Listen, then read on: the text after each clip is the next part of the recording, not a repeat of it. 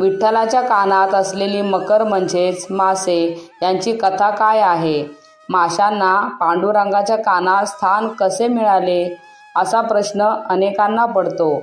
याचं खरं उत्तर असं की विठोबाच्या कानात मासे नाहीत. तुम्ही जर निरखून पाहिलं तर माशांच्या आकाराची कुंडले आहेत. महाभारतात कर्णाला जन्मतः सुवर्ण कुंडले आणि सुवर्ण कवच होते. तसेच एका भक्ताच्या भोळ्या भक्तीवर भाळून विठोबाने माशांना कानात स्थान दिले आहे.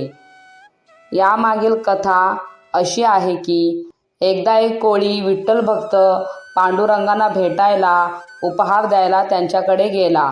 पण त्याला इतर लोक आतमध्ये जाऊ देत नव्हते, कारण तो एक मच्छीमार आहे आणि तसाही तो जे उपहार देणार असतो ते खुद्द त्याने पकडलेले मासे होते आणि ते पण 2.